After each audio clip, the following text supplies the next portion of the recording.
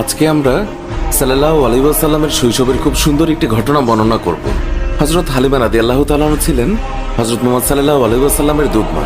হালিমা রাদিয়াল্লাহু তাআলা বলেন, যেদিন থেকে মুহাম্মদ আমার জীবনে আসে তখন থেকে আমার জীবন বরকতে ভরে যায়। তিনি এতই বরকতময় ছিলেন যে তার নামও রেখেছিলাম বরকতময়। হালিমা রাদিয়াল্লাহু তাআলা বলেন, একবার খরা হয়েছিল, জীবজন্তুরা না খেয়ে মারা যাচ্ছিল, কিন্তু আমার বাচ্চারা যেখানেই ছাগল নিয়ে যেত সেই ছাগলগুলো ভরপেট খেয়ে আসতো। এই অবস্থা দেখে গ্রামের মানুষ তাদের বাচ্চাদের বলতে লাগলো, হালিমার বাচ্চারা যেখানে ছাগল চড়ায় তোমরাও সেখানে যাবে। এরপর থেকে গ্রামের অন্যান্যরাও হালিমার ছাগল যেখানে চড়াতে নিয়ে যেত সেখানে তাদের ছাগল নিয়ে যেত। হালিমার ছাগল এবং গ্রামের অন্যান্য মানুষের ছাগল একসঙ্গে চড়ানো হতো। কিন্তু গ্রামের মানুষজন লক্ষ্য করলো, যেখানে হালিমার ছাগলেরা পেট ভরে খাচ্ছে কিন্তু ছাগলের পেট ভরছেই না। হালিমা তখন বলেছিলেন, এগুলো তো সবই মুহাম্মাদের বরকত।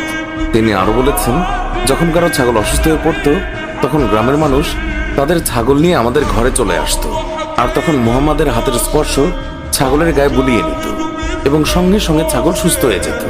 এছাড়াও গ্রামের কোনো বাচ্চা অসুস্থ হলেও মুহাম্মাদের কাছে নিয়ে আসতো।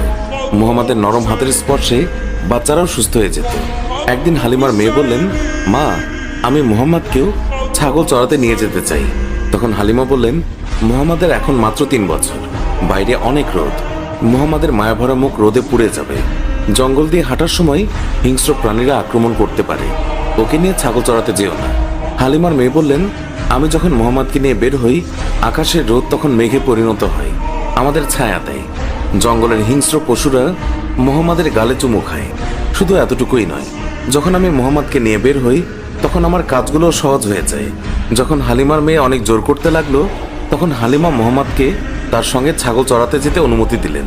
এইভাবে কয়েকদিন যাওয়ার পর হালিমা তিনি মুহাম্মাদকে বললেন, তুমি আর ছাগল চড়াতে যেও না, আমি তোমাকে অনেক মহব্বত করি, তুমি আমার কাছ থেকে দূরে গেলে আমি খুবই চিন্তায় থাকি।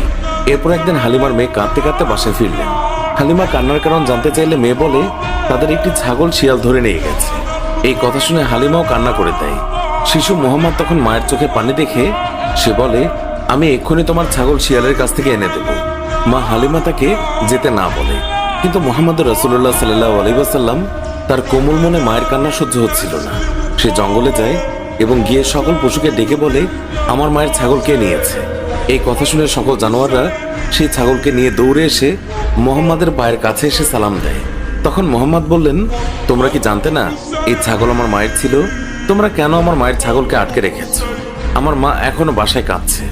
উত্তরে সব জানোয়াররা বলল, হে নবী মুহাম্মদ, আপনি কয়েকদিন ছাগল চড়াতে এসেছিলেন, তখন আমরা আপনাকে লুকিয়ে লুকিয়ে দেখতাম, কিন্তু এখন আপনি আর আসেন না, তাই আমরা আপনাকে দেখার জন্য ছাগলটাকে আটকে রেখেছিলাম।